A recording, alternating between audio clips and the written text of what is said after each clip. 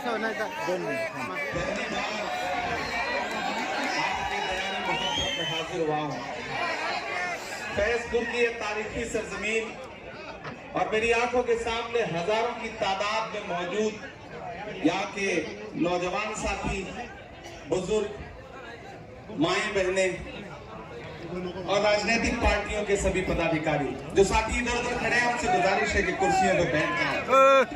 आपके अपने उम्मीदवार धनंजय शिरीष चौधरी जी, आपके आमदार शिरीष दादा मधुकर राव चौधरी जी, माजी आमदार रमेश दादा चौधरी, आपके प्रभाकर अप्पा सोनवड़े जी जो चोपड़ा से आपके उम्मीदवार हैं, रोहिणी खड़से जी जो मुक्ताई नगर से आपकी उम्मीदवार हैं, यहाँ मौजूद इनायतुल्लाह खान साहब, साइमा जी, प्रभाकर अप्पा सोनवड़े जो चोपड़ा से उम्मीदवार हैं, उनका नाम तो मैंने ले ही लिया, प्रतिभा ताई शिंदे, अब्दुल करीम सालार साहब, हारून नदवी साहब, गुलाम रजा साहब, मुकुंद सबकाले साहब, हाजी शब्बीर साहब, मुकेश एवले साहब, फरीद काजी बुरहानपुर से जो यहाँ एज ए प्रभारी काम कर रहे हैं, हमारे साथ आए हुए हैदराबाद से ख्वाजा बिलाल नासिर साहब, और इस तपती दोपहरी में भी, धूप में भी बड़ी तादाद में यहाँ इकट्ठा हमारे साथी। माइक थोड़ा बेहतर हो सके तो कर दें, इसकी आवाज थोड़ी सी डिस्टर्ब सी लग रही है। पहली बार आपके बीच में आया हूं फैजपुर वालों, और आया भी तो ऐसे मौके पर आया कि जब महाराष्ट्र इलेक्शन के मुहाने पर खड़ा है और आने वाली 20 तारीख को आपको न सिर्फ रावेर के मुस्तकबिल का फैसला करना है, न सिर्फ चोपड़ा के मुस्तकबिल का फैसला करना है, न सिर्फ मुक्ताई नगर के मुस्तकबिल का फैसला करना है, बल्कि महाराष्ट्र के मुस्तकबिल का फैसला करना है। इसी थके हुए दस्ते तलब से मांगते हैं, इसी थके हुए दस्ते तलब से मांगते हैं, जो मांगते नहीं रब से वो सबसे मांगते हैं। वो भीख मांगता है हाकिमों के लहजे में, हम अपने बच्चों का हक भी अदब से मांगते हैं। फैजपुर वालों, मैंने कहा ना पहली बार आया हूं और आज आने का मकसद एक चुनावी जलसा है, लेकिन उससे पहले मैं यहां खड़ा होकर के आपके आमदार शिरीष दादा मधुकर राव चौधरी जी का शुक्रिया अदा करना चाहता हूं, खुसूसी तौर पर ये एतराफ करते हुए कि मेरी खुशनसीबी है कि मैं महाराष्ट्र की नुमाइंदगी करता हूं, देश की पार्लियामेंट में, राज्यसभा में महाराष्ट्र की नुमाइंदगी करता हूं। हमारे नेता राहुल गांधी जी ने तो मुझे देश की पार्लियामेंट, जब तक शायरी वारी नहीं सुना के जाऊंगा मुझे लगेगा कि मेरा आना जो है वो कामयाब नहीं हुआ है। देखिए आजकल तो मैं जहां भी जाता हूं ना, बस देश के प्रधानमंत्री को उनके नारे याद दिलाता हूं, उनके भाषण पुराने याद दिलाता हूं। एक दिन तो पार्लियामेंट में मैं खड़ा हुआ, मैंने कहा आपको याद है आप 2014 में कहते थे कि भाइयों बहनों खजाने की चाबी मुझे सौंप दो, मैं चौकीदारी करूंगा, देश नहीं लूटने दूंगा। हमने कहा भूल गए आप? मैंने वहां खड़े होकर पूछा, अब यहां आपको सुनाता हूं कि कहाँ सोया है चौकीदार, कहाँ सोया है चौकीदार। मुनव्वर खान साहब हमारे अल्पसंख्यक विभाग के जो जिला चेयरमैन है, बाकी जो साथी हैं, सबका स्वागत करता हूं। आप बहुत समझदार लोग हैं शिरीष दादा, इनको ज्यादा समझाने की जरूरत है ही नहीं है। ये तो ऐसे लोग हैं कि अमित शाह जी इनसे मिल जाए तो ये उन्हीं को उल्टा समझाते हैं कि कांग्रेस को वोट दीजिए। कहाँ सोया है चौकीदार, कहाँ सोया है चौकीदार। थक तो नहीं है आप? लगना चाहिए कि मैं फैजपुर में खड़ा हूँ, रावेर में खड़ा हूँ, थके नहीं है आप लोग? कहाँ सोया है चौकीदार, कहाँ सोया है चौकीदार। विजय माल्या नाक के नीचे से हो गया फरार, कहाँ सोया है चौकीदार। गैस सिलेंडर की कीमत सोया है चौकीदार, कहाँ सोया है चौकीदार। ये चाय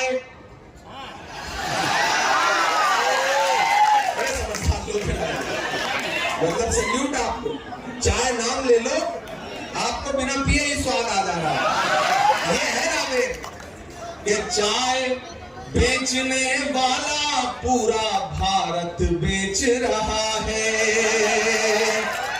बेच रहा है कि नहीं बेच रहा? बेच रहा है कि नहीं बेच रहा? तो फिर आपकी तालियों का शोर दिल्ली तक जाना चाहिए।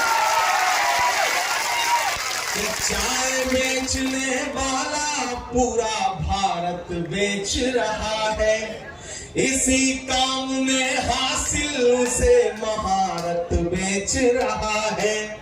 कि रेल बिक गई, तेल बिक गया, बिका हवाई अड्डा। अगली जो लाइन है ना उसमें एक नाम आएगा और फिर आपको स्वाद असली वाला आए तो फिर आपकी तालियों का शोर पूरे महाराष्ट्र पे जाए, दिल्ली तक जाए।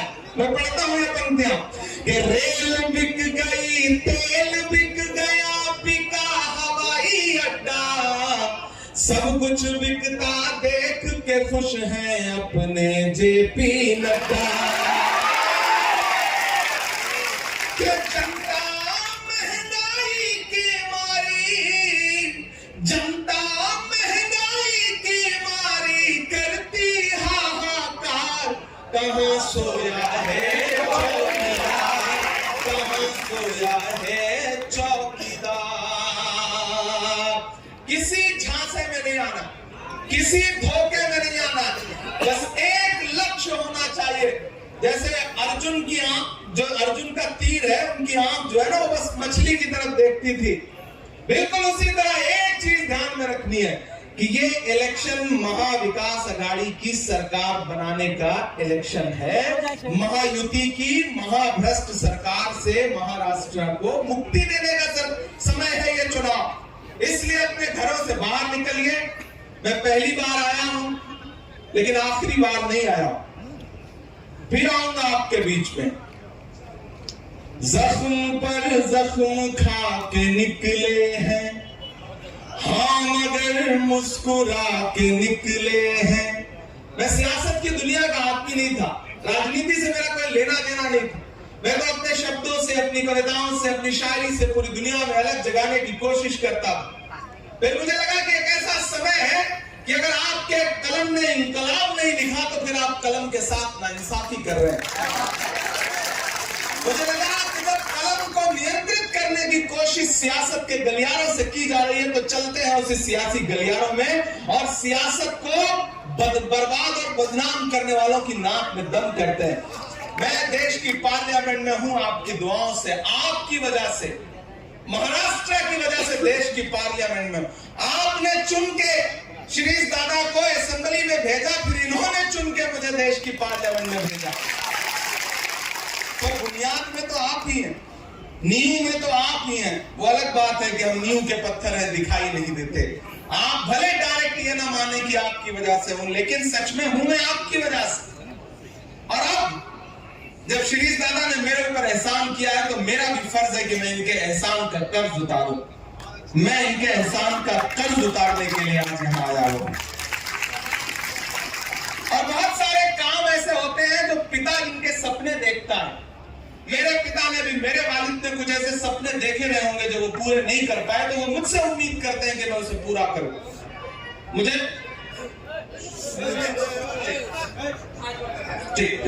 मुझे पूरा विश्वास है, मुझे पूरा यकीन है कि जो सपने श्रीष दादा ने देखे हैं उसको आगे चल करके अपने नए कंधे पर, अपने नौजवान कंधे पर उस जिम्मेदारी का बोझ लेकर के इनका बेटा आगे चलेगा। मुझे पूरा यकीन है। इसी गली में वो भूखा किसान रहता है, ये वो जमीन है जहां आसमान रहता है। शहर के सारे दुश्मनों को ये खबर कर दो कि बाप के साथ एक बेटा जवान रहता है। और मुझे पूरा यकीन है जब आमदार बनकर पहुंचेंगे तो असेंबली में खड़े होकर के आपके मुद्दों पर अगर अपनी सरकार से भी लड़ने की जरूरत पड़ेगी तो ये लड़ेंगे और मैं देश की पार्लियामेंट में आपके मुद्दों पर खड़ा होकर लड़ूंगा। बैठा लीजिए। वो बहुत अच्छी बात कहने आए थे कि आदिवासी समाज के साथ भी भाजपा जो कर रही है उसके बारे में भी बोलिए। सच्चाई ये है कि आदिवासियों को तो आदिवासी मानती नहीं भाजपा। क्या कहती है? वनवासी। आप भाजपा के नेताओं के भाषण सुन लीजिएगा, वो आदिवासियों को आदिवासी नहीं मानते, क्योंकि आदि का मतलब है। और जब मेरी पार्टी ने यह फैसला किया और मुझे चुनाव लड़ने के लिए राज्यसभा का महाराष्ट्र भेजा, तो वहां अपनी स्टाइल में, अपने अंदाज में टोपी लगा करके एक आमदार मुझे मिले, जो आपके अपने आमदार हैं। आने वाली 23 तारीख तक, उसके बाद उनका बेटा आपका आमदार हो जाएगा। और जब वो मुझे मिले तो उनका एक एहसान है मेरे ऊपर, जिसका मैं एतराफ करना चाहता हूं कि राज्यसभा के चुनाव में जब एक एक वोट की मारामारी होती है, खरीदने के लिए, बांटने के लिए, रिजेक्ट करवाने के लिए तरह तरह की साजिशें होती हैं, ऐसे में भी श्री दादा मधुकर राव चौधरी साहब आगे आए। उन्होंने मेरा हाथ पकड़ा और मुझे कहा कि आप मेरे भाई की तरह हैं, आप देश की राज्यसभा में जाएंगे, मेरा एक वोट आपके लिए हमेशा मौजूद है। तो अब अगर मैं देश की पार्लियामेंट में हूं, आपके मुद्दों पर वहां बोल रहा हूं, लड़ रहा हूं, आवाज उठा रहा हूं, तो उसकी बुनियाद में श्री दादा का बहुत बड़ा हाथ है। मैं चाहता हूं कि शुक्रिया की एक जोरदार ताली आप इनके लिए बजाएं। यहां हमारे पत्रकार साथी बैठे हुए हैं, अलग अलग चैनलों के, लोकल मीडिया के जो साथी हैं, उन सबका भी मैं खैर मकदम करता हूं, स्वागत करता हूं। ये चुनाव बहुत महत्वपूर्ण चुनाव है। फैजपुर वालों, अगर आपको यह लगता है कि यह इलेक्शन सिर्फ आमदार चुनने का इलेक्शन है, तो फिर आप बहुत छोटा सोच रहे हैं। यह इलेक्शन, इस इलेक्शन का परिणाम और इस इलेक्शन का मकसद कहीं बहुत बड़ा है। महाराष्ट्र का चुनाव यह तय करेगा कि महाराष्ट्र को कोई दिल्ली में बैठ करके रिमोट से चलाएगा या महाराष्ट्र की आवाम महाराष्ट्र को चलाएगी। यह इलेक्शन तय करेगा कि अभी लोकसभा चुनाव में भाजपा के जो नेता संविधान बदलने के नारे लगा रहे थे, चाहे वो आनंद हेगड़े हो, चाहे लल्लू सिंह हो, चाहे दिया मिर्धा हो, चाहे उनके तमाम बड़े बड़े नेता हो, जिन्होंने नारे लगाए थे कि हमें बहुमत दो क्योंकि हमें संविधान बदलना है, वो तो भला हो भारत की जनता का। मैं शुक्रिया अदा करता हूं देश की आवाम का, जिसने 400 पार का नारा लगाने वालों को ला करके 240 पे ऐसा पटका कि वो संविधान बदलने की बातें करना भूल गए। अपनी टांगों पे खड़े नहीं हो पाए तो 2 बैसाखियां उधार लेनी पड़ी, एक बिहार से, एक आंध्र प्रदेश से, एक चंद्रबाबू, एक नीतीश बाबू। एक बैसाखी छिटकी, सरकार की सांस अटकी। और महाराष्ट्र का चुनाव यह तय करेगा कि आने वाले दिनों में जो दिल्ली की हुकूमत है उसकी उम्र कितनी है। इसलिए मैं आपके बीच में आया हूं कि एक तरफ महाविकास अघाड़ी खड़ी है और एक तरफ महायुति खड़ी है। याद करो, कोरोना के दौरान जब महाविकास अघाड़ी की सरकार सांसें बांट रही थी, इलाज बांट रही थी, दवाइयां बांट रही थी, राशन बांट रही थी, तब ये महायुति के लोग सरकार को गिराने की साजिशों में लगे हुए थे, दिल्ली के इशारे पर। और एक दिन ऐसा हुआ कि महाराष्ट्र की उद्धव ठाकरे जी के नेतृत्व में चलती हुई सरकार को धोखा देकर के, तोड़ करके गिरा दिया गया। फिर एक सरकार बनी जिसको मैं हमेशा धोखेबाजों की सरकार कहता हूं। मैं परसों एक मीटिंग में बोल रहा था कि ये धोखेबाजों की सरकार है, तो सामने बैठे एक साथी ने कहा कि इसमें एक चीज और जोड़िए, ये न सिर्फ धोखेबाजों की सरकार है बल्कि खोखेबाजों की भी सरकार है। मैंने कहा ये सजेशन अच्छा है। ये धोखेबाजों की और खोखेबाजों की सरकार है और ये इलेक्शन उस गद्दारी का बदला लेने का इलेक्शन है। कांग्रेस पार्टी ने, महाविकास अघाड़ी ने उद्धव साहब ठाकरे ने, शरद पवार जी ने, कांग्रेस पार्टी के राहुल गांधी जी ने अपना नुमाइंदा आपके बीच में भेजा है। लड़ाई सीधी महाविकास अघाड़ी और महायुति के बीच में है। प्राइम मिनिस्टर आ रहे हैं, होम मिनिस्टर आ रहे हैं, बड़ी बड़ी बातें कर रहे हैं। यहां भी आए थे, मैंने सुना, सिर्फ नफरत की बातें करके गए। आपको एक चीज याद रखना है रावेर वालों, कि एक तरफ वो लोग खड़े हैं जिनके नारे क्या हैं, बटोगे कटोगे, मंगलसूत्र छीन लेंगे, भैंस खोल ले जाएंगे, ढहा देंगे, जला देंगे। और एक तरफ हमारे नारे क्या हैं, आओ नफरत के बाजार में मोहब्बत की दुकान खोलते हैं। ये लड़ाई नफरत और मोहब्बत के बीच में है। और ये भाजपा के बड़े बड़े नेता आए और बड़े बड़े नारे और बड़े बड़े वादे करें तो समझ लेना कि इनसे बड़ा झूठा दुनिया में कोई है नहीं। याद करो, इनके झूठ एक एक करके गिनाता हूं मैं। 2014 में इन्होंने नारा लगाया था, बहुत हुई महंगाई की मार, अब की बार मोदी सरकार, याद है? और फिर उस नारे की सच्चाई क्या निकल के सामने आई कि जो पेट्रोल डीजल 58 रुपए लीटर था वो 100 रुपए के पास पहुंच गया। इन्होंने नारा लगाया, बहुत हुई महंगाई की मार, और इधर 400 का सिलेंडर 1000 के पार पहुंच गया।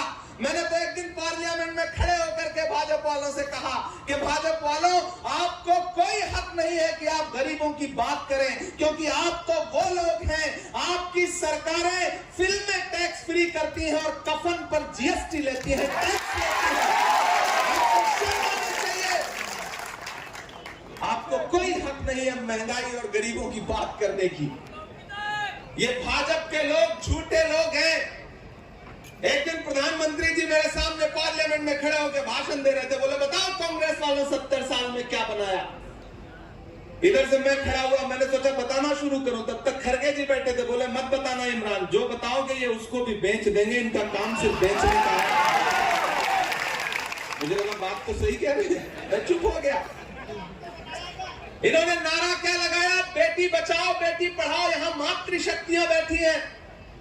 इन्होंने नारा दिया बेटी बचाओ बेटी पढ़ाओ, फिर उस नारे की सच्चाई क्या निकल के सामने आई कि उत्तर प्रदेश में एक जिला है हाथरस, वहां एक दलित बिटिया के साथ बलात्कार हुआ। सच्चाई। इसलिए अगर ये आपके बीच में आए और कोई झूठा नारा लगाए तो इनके नारों के झांसे में मत आना।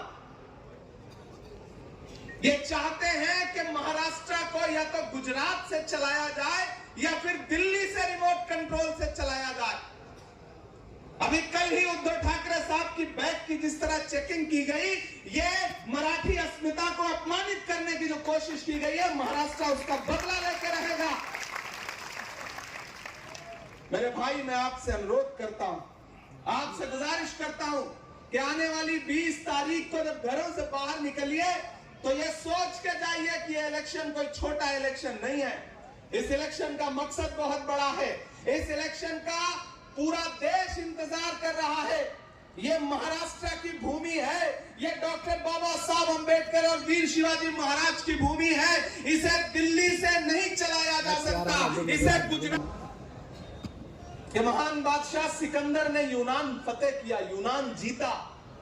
जीतने के बाद जब वो जीत का जश्न मनाने के लिए शहर की सड़कों पर निकला तो उसने देखा कि पूरा शहर तो जश्न मना रहा है, लेकिन एक फकीर आदमी, संत आदमी सड़क के किनारे चादर तान के बेखबर सो रहा है पेड़ के नीचे।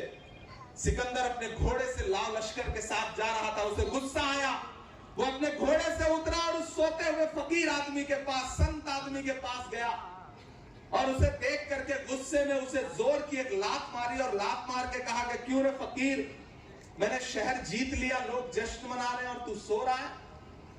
उस फकीर ने उनींदी आंखों से सिकंदर की तरफ देखा और देख करके कहा कि शहर जीतना बादशाहों का काम है, लेकिन लात मारना गधे का काम है। महाराष्ट्र के साथ क्या किया इन्होंने, आपने देखा ना, बदलापुर आपको याद है ना, पुणे का गैंगरेप आपको याद है ना, बदलापुर से बांद्रा तक जो हाल किया है इन्होंने महाराष्ट्र की कानून व्यवस्था का, वो महाराष्ट्र का बच्चा बच्चा जानता। और मैं पूरी जिम्मेदारी से कहता हूं कि महाराष्ट्र की महायुति की सरकार देश की महाभ्रष्ट बदलने का समय आ गया।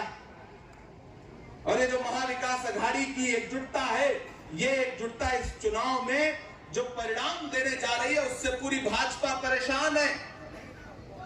मैं परसों झारखंड में था चुनाव प्रचार में, मैंने उनको नारे लगाने दीजिए, वो जज्बाती आदमी हैं, इनको इसी तरह बिठा के चुप करा लीजिए जैसे आजकल अडवाणी जी चुप रहते हैं। सभाओं में तो ऐसे जोशीले लोग झंडा लेके आ ही जाते हैं मोहब्बत में, और झंडा तो उन्होंने आपका ही उठाया हुआ है। सब युवा लोग हैं, जोशीले लोग हैं, इनकी मोहब्बतों को सलाम करिए। ये भाजपा के लोग झूठ किस तरह बोलते हैं, इनके नेता, महायुति के नेता झूठ कैसे बोलते हैं। वो एक मिनिस्टर साहब भाजपा के महायुति के गए गांव में और गांव वालों को इकट्ठा किया, बोले जल्दी आओ, मैं तुम्हारी समस्याएं खत्म करना चाहता हूं, समाप्त करना चाहता हूं। गांव वाले आप लोगों की तरह भोले भाले थे, इकट्ठे हो गए। तो नेताजी ने कहा मिनिस्टर साहब ने कि आप 2 समस्या बताओ, हम अभी तुरंत आपकी दोनों समस्याएं समाप्त करेंगे। गांव वालों ने कहा साहब गांव में कोई हॉस्पिटल नहीं है। उन्होंने अपना मोबाइल निकाला, पता नहीं कौन सा नंबर डायल किया और लगे डांटने कि मैं इस गांव में आया हूं ऑफिसर्स, यहाँ गांव में हॉस्पिटल नहीं है, गांव वाले नाराज हैं, मुझे कल तक यहाँ पर टेम्परेरी हॉस्पिटल बन जाना चाहिए वरना तुम सबकी खैर नहीं है। ये कहकर के उन्होंने फोन रख दिया, बोले देखो मैंने तुम्हारी पहली समस्या तुरंत खत्म कर दी, दूसरी समस्या बताओ। गांव वालों ने कहा साहब इस गांव में मोबाइल का कोई नेटवर्क नहीं आता, ये दूसरी समस्या। ये इस तरह से झूठ बोलते हैं, इनके झांसे में मत आइएगा।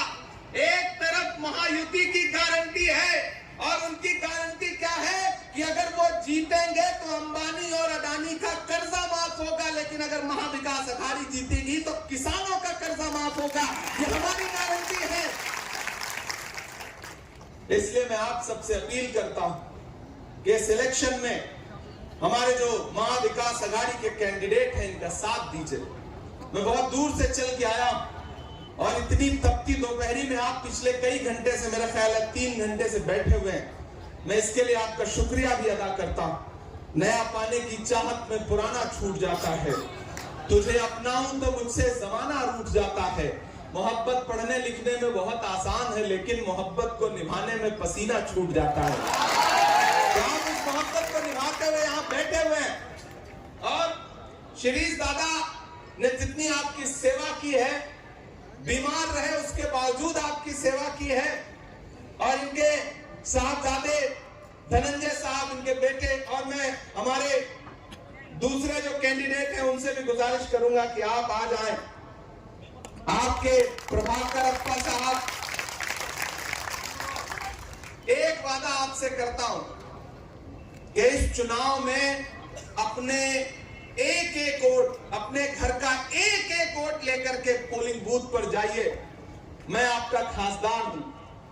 मेरा सौभाग्य है कि मैं महाराष्ट्र का प्रतिनिधित्व करता हूं राज्यसभा में। इन्हें आप आमदार बनाइए, इन्हें आप आमदार बनाइए। मैं खासदार हूं। मैं वादा करता हूं फैजपुर वालों, रावेर वालों, चोपड़ा वालों, आपसे, मुक्ताई नगर वालों, भुसावल वालों, भुसावल से भी हमारे उम्मीदवार राजेश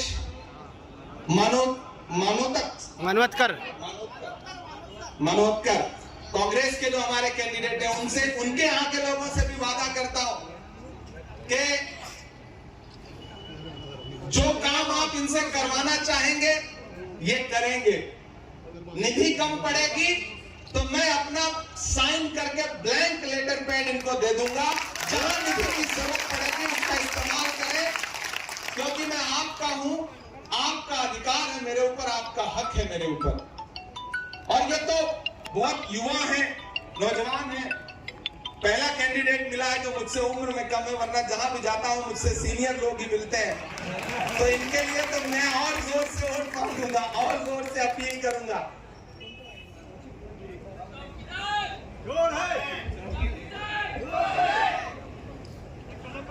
और एक अपील आपसे मुझे जो खास तौर से करनी है, और यहाँ मेरे समाज के लोग बड़ी तादाद में बैठे हैं, मुझे उनसे भी अपील करनी है कि अकेले किसी एक समाज के वोट से न कोई आमदार बन सकता है, न कोई खासदार बन सकता है। हर वफा जिंदे जावेद नहीं होती है, दिल का हर जख्म जख्म कहीं दिल का कमल बनता है, जब शहंशाह भी हो, इश्क भी हो, दौलत भी, तब कहीं जाके कोई ताजमहल बनता है। एक समाज की ओर से काम नहीं चलता है। ऐसे में अगर आप एक वोट भी कहीं इधर उधर बर्बाद करते हैं तो उसका फायदा सीधे जो है वो भाजपा को जाकर के मिलेगा। सियासत जज्बात का नाम नहीं है, सियासत दिल से की जाने वाली चीज का नाम नहीं है। दिल और दिमाग दोनों इस्तेमाल करिए और अपना एक भी वोट, क्योंकि ये लड़ाई बड़ी है, लड़ाई छोटी नहीं है। लड़ाई गांव की नाली और सड़क की लड़ाई नहीं है, ये लड़ाई भारत के संविधान को, भारत के आईन को बचाने की है। जब तक शायरी वारी नहीं सुना के जाऊंगा मुझे लगेगा कि मेरा आना जो है वो कामयाब नहीं हुआ है। देखिए आजकल तो मैं जहां भी जाता हूं ना, बस देश के प्रधानमंत्री को उनके नारे याद दिलाता हूं, उनके भाषण पुराने याद दिलाता हूं। एक दिन तो पार्लियामेंट में मैं खड़ा हुआ, मैंने कहा आपको याद है आप 2014 में कहते थे कि भाइयों बहनों खजाने की चाबी मुझे सौंप दो, मैं चौकीदारी करूंगा, देश नहीं लूटने दूंगा। हमने कहा भूल गए आप? मैंने वहां खड़े होकर पूछा, अब यहां आपको सुनाता हूं कि कहां सोया है चौकीदार, कहां सोया है चौकीदार। मुनव्वर खान साहब हमारे अल्पसंख्यक विभाग के जो जिला चेयरमैन है, बाकी जो साथी हैं, सबका स्वागत करता हूं। आप बहुत समझदार लोग हैं, श्री दादा, इनको ज्यादा समझाने की जरूरत है ही नहीं है। ये तो ऐसे लोग हैं कि अमित शाह जी इनसे मिल जाए तो ये उन्हीं को उल्टा समझाते हैं कि कांग्रेस को वोट दीजिए।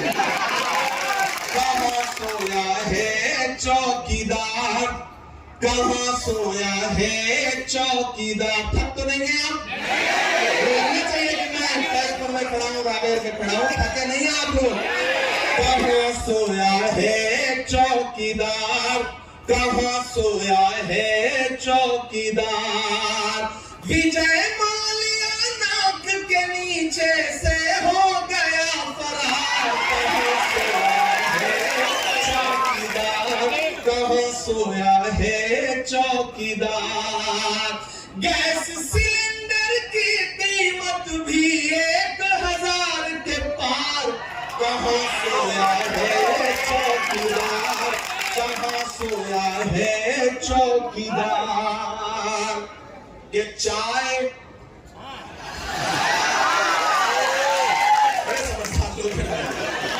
मतलब सल्यूट आपको, चाय नाम ले लो, आपको बिना पिए ही स्वाद आ जा रहा है। ये है रावेर कि चाय बेचने वाला पूरा भारत बेच रहा है। बेच रहा है कि नहीं बेच रहा? बेच रहा है कि नहीं बेच रहा? तो फिर आपकी तालियों का शोर दिल्ली तक जाना चाहिए। चाय बेचने वाला पूरा भारत बेच रहा है, इसी काम में हासिल उसे महारत बेच रहा है। कि रेल बिक गई, तेल बिक गया, बिका हवाई अड्डा। अगली जो लाइन है ना उसमें एक नाम आएगा और फिर आपको स्वाद असली वाला है तो फिर आपकी तालियों का शोर पूरे महाराष्ट्र पे जाए, दिल्ली तक जाए। मैं पढ़ता हूं ये पंक्तियां कि रेल बिक गई, तेल बिक गया, बिका हवाई अड्डा, सब कुछ बिकता देख के खुश हैं अपने जेपी नड्डा। जनता महंगाई की मारी, जनता महंगाई की मारी करती हाहाकार, कहां सोया है चौकीदार, कहां सोया है चौकीदार। किसी झांसे में नहीं आना, किसी धोखे में नहीं आना, बस एक लक्ष्य होना चाहिए। जैसे अर्जुन की आंख, जो अर्जुन का तीर है, उनकी आंख जो है ना वो बस मछली की तरफ देखती थी, बिल्कुल उसी तरह एक चीज ध्यान में रखनी है कि ये इलेक्शन महाविकास अघाड़ी की सरकार बनाने का इलेक्शन है। महायुति की महाभ्रष्ट सरकार से महाराष्ट्र को मुक्ति देने का समय है ये चुनाव। इसलिए अपने घरों से बाहर निकलिए। मैं पहली बार आया हूं, लेकिन आखिरी बार नहीं आया, फिर आऊंगा आपके बीच में। जख्म पर जख्म खा के निकले हैं, हाँ मगर मुस्कुरा के निकले हैं। मैं सियासत की दुनिया का आदमी नहीं था, राजनीति से मेरा कोई लेना देना नहीं था। मैं तो अपने शब्दों से, अपनी कविताओं से, अपनी शायरी से पूरी दुनिया में अलग जगाने की कोशिश करता था। फिर मुझे लगा कि एक ऐसा समय है कि अगर आपके कलम ने इनकलाब नहीं लिखा तो फिर आप कलम के साथ नाइंसाफी कर रहे हैं। मुझे लगा कि जब कलम को नियंत्रित करने की कोशिश सियासत के गलियारों से की जा रही है तो चलते हैं उसी सियासी गलियारों में और सियासत को बर्बाद और बदनाम करने वालों की नाक में दम करते हैं। मैं देश की पार्लियामेंट में हूं आपकी दुआओं से, आपकी वजह से, महाराष्ट्र की वजह से देश की पार्लियामेंट में। आपने चुन के श्रीश दादा को असेंबली में भेजा, फिर इन्होंने चुन के मुझे देश की पार्लियामेंट में भेजा। तो बुनियाद में तो आप ही हैं, नींव में तो आप ही हैं। वो अलग बात है कि हम नींव के पत्थर हैं, दिखाई नहीं देते। आप भले डायरेक्ट ये ना माने कि आपकी वजह से हूं, लेकिन सच में हूं मैं आपकी वजह से। और अब जब श्रीश दादा ने मेरे ऊपर एहसान किया है तो मेरा भी फर्ज है कि मैं इनके एहसान का कर्ज उतारूं। मैं इनके एहसान का कर्ज उतारने के लिए आज यहाँ आया हूं। और बहुत सारे काम ऐसे होते हैं जो पिता इनके सपने देखता है। मेरे पिता ने भी, मेरे वालिद ने कुछ ऐसे सपने देखे रहे होंगे जो वो पूरे नहीं कर पाए, तो वो मुझसे उम्मीद करते हैं कि मैं उसे पूरा करूं। मुझे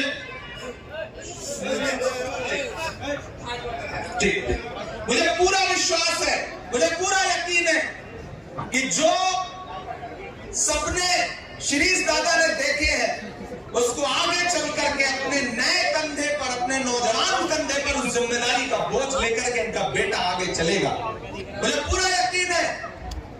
इसी गली में वो भूखा किसान रहता है, ये वो जमीन है जहां आसमान रहता है। शहर के सारे दुश्मनों को ये खबर कर दो कि बाप के साथ एक बेटा जवान रहता है। और मुझे पूरा यकीन है जब आमदार बन के पहुंचेंगे तो असेंबली में खड़े होकर के आपके मुद्दों पर अगर अपनी सरकार से भी लड़ने की जरूरत पड़ेगी तो ये लड़ेंगे, और मैं देश की पार्लियामेंट में आपके मुद्दों पर खड़ा होकर लड़ूंगा। बिठा लीजिए। वो बहुत अच्छी बात कहने आए थे कि आदिवासी समाज के साथ भी भाजपा जो कर रही है उसके बारे में भी बोलिए। सच्चाई ये है कि आदिवासियों को तो आदिवासी मानती नहीं भाजपा। क्या कहती है? बनवासी। आप भाजपा के नेताओं के भाषण सुन लीजिएगा, वो आदिवासियों को आदिवासी नहीं मानते, क्योंकि आदि का मतलब है। और जब मेरी पार्टी ने यह फैसला किया और मुझे चुनाव लड़ने के लिए राज्यसभा का महाराष्ट्र भेजा, तो वहां अपनी स्टाइल में, अपने अंदाज में टोपी लगा करके एक आमदार मुझे मिले जो आपके अपने आमदार हैं। आने वाली 23 तारीख तक, उसके बाद उनका बेटा आपका आमदार हो जाएगा। और जब वो मुझे मिले तो उनका एक एहसान है मेरे ऊपर जिसका मैं एतराफ करना चाहता हूं कि राज्यसभा के चुनाव में जब एक एक वोट की मारामारी होती है, खरीदने के लिए, बांटने के लिए, रिजेक्ट करवाने के लिए तरह तरह की साजिशें होती हैं, ऐसे में भी श्रीश दादा मधुकर राज चौधरी साहब आगे आए। उन्होंने मेरा हाथ पकड़ा और मुझे कहा कि आप मेरे भाई की तरह हैं, आप देश की राज्यसभा में जाएंगे, मेरा एक वोट आपके लिए हमेशा मौजूद है। तो अब अगर मैं देश की पार्लियामेंट में हूं, आपके मुद्दों पर वहां बोल रहा हूं, लड़ रहा हूं, आवाज उठा रहा हूं, तो उसकी बुनियाद में श्रीश दादा का बहुत बड़ा हाथ है। मैं चाहता हूं कि शुक्रिया की एक जोरदार ताली आप इनके लिए बजाएं। यहाँ हमारे पत्रकार साथी बैठे हुए हैं, अलग अलग चैनलों के, लोकल मीडिया के जो साथी हैं, उन सबका भी मैं खैर मकदम करता हूं, स्वागत करता हूं। ये चुनाव बहुत महत्वपूर्ण चुनाव है।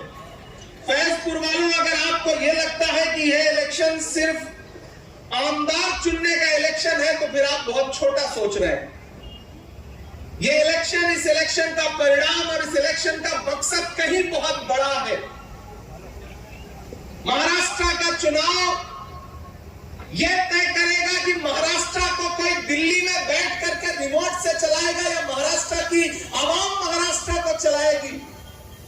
ये इलेक्शन तय करेगा कि अभी लोकसभा चुनाव में भाजपा के जो नेता संविधान बदलने के नारे लगा रहे थे, चाहे वो अनंत हेगड़े हो, चाहे लल्लू सिंह हो, चाहे दिया मिर्धा हो, चाहे उनके तमाम बड़े बड़े नेता हो, जिन्होंने नारे लगाए थे कि हमें बहुमत दो क्योंकि हमें संविधान बदलना है, वो तो भला हो भारत की जनता का। मैं शुक्रिया अदा करता हूं देश की आवाम का, जिसने 400 पार का नारा लगाने वालों को ला करके 240 पे ऐसा पटका कि वो संविधान बदलने की बातें करना भूल गए। अपनी टांगों पे खड़े नहीं हो पाए तो 2 बैसाखियां उधार लेनी पड़ी, एक बिहार से, एक आंध्र प्रदेश से, एक चंद्रबाबू, एक नीतीश बाबू। एक बैसाखी छिटकी, सरकार की सांस अटकी। और महाराष्ट्र का चुनाव यह तय करेगा कि आने वाले दिनों में जो दिल्ली की हुकूमत है उसकी उम्र कितनी है।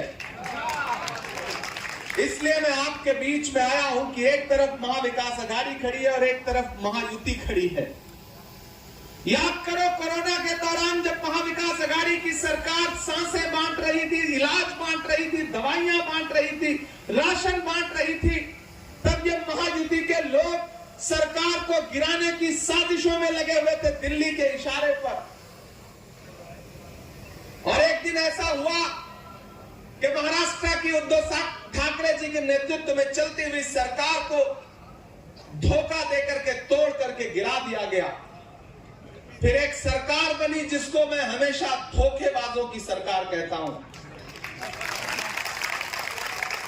मैं परसों एक मीटिंग में बोल रहा था कि ये धोखेबाजों की सरकार है, तो सामने बैठे एक साथी ने कहा कि इसमें एक चीज और जोड़िए, ये न सिर्फ धोखेबाजों की सरकार है बल्कि खोखेबाजों की भी सरकार है। मैंने कहा ये सजेशन अच्छा है, ये धोखेबाजों की और खोखेबाजों की सरकार है। और ये इलेक्शन उस गद्दारी का बदला लेने का इलेक्शन है। कांग्रेस पार्टी ने, महाविकास अघाड़ी ने, उद्धव साहब ठाकरे ने, शरद पवार जी ने, कांग्रेस पार्टी के राहुल गांधी जी ने अपना नुमाइंदा आपके बीच में भेजा है। लड़ाई सीधी महाविकास अघाड़ी और महायुति के बीच में है। प्राइम मिनिस्टर आ रहे हैं, होम मिनिस्टर आ रहे हैं, बड़ी बड़ी बातें कर रहे हैं। यहां भी आए थे, मैंने सुना, सिर्फ नफरत की बातें करके गए। आपको एक चीज याद रखना है रावेर वालों, कि एक तरफ वो लोग खड़े हैं जिनके नारे क्या हैं, बटोगे, कटोगे, मंगलसूत्र छीन लेंगे, भैंस खोल ले जाएंगे, ढहा देंगे, जला देंगे। और एक तरफ हमारे नारे क्या हैं, आओ नफरत के बाजार में मोहब्बत की दुकान खोलते हैं। ये लड़ाई नफरत और मोहब्बत के बीच में है। और ये भाजपा के बड़े बड़े नेता आए और बड़े बड़े नारे और बड़े बड़े वादे करें तो समझ लेना कि इनसे बड़ा झूठा दुनिया में कोई है नहीं। याद करो, इनके झूठ एक एक करके गिनाता हूं मैं। 2014 में इन्होंने नारा लगाया था, बहुत हुई महंगाई की मार, अब की बार मोदी सरकार, याद है? और फिर उस नारे की सच्चाई क्या निकल के सामने आई कि जो पेट्रोल डीजल 58 रुपए लीटर था वो 100 रुपए के पास पहुंच गया। इन्होंने नारा लगाया, बहुत हुई महंगाई की मार, और इधर 400 का सिलेंडर 1000 के पार पहुंच गया। मैंने तो एक दिन पार्लियामेंट में खड़े होकर के भाजपा वालों से कहा कि भाजपा वालों, आपको कोई हक नहीं है कि आप गरीबों की बात करें, क्योंकि आप तो वो लोग हैं, आपकी सरकारें फिल्में टैक्स फ्री करती हैं और कफन पर जीएसटी लेती हैं, टैक्स लेती हैं। आपको कोई हक नहीं है महंगाई और गरीबों की बात करने की। ये भाजपा के लोग झूठे लोग हैं। एक दिन प्रधानमंत्री जी मेरे सामने पार्लियामेंट में खड़े होकर भाषण दे रहे थे, बोले बताओ कांग्रेस वालों 70 साल में क्या बनाया। इधर से मैं खड़ा हुआ, मैंने सोचा बताना शुरू करूं, तब तक खरगे जी बैठे थे, बोले मत बताना इमरान, जो बताओगे ये उसको भी बेच देंगे, इनका काम सिर्फ बेचने का है। मुझे लगा बात तो सही कह रही है, मैं चुप हो गया। इन्होंने नारा क्या लगाया, बेटी बचाओ बेटी पढ़ाओ, यहां मातृशक्तियां बैठी हैं। इन्होंने नारा दिया, बेटी बेटी बचाओ बेटी पढ़ाओ, फिर उस नारे की सच्चाई क्या निकल के सामने आई कि उत्तर प्रदेश में एक जिला है हाथरस, वहां एक दलित बिटिया के साथ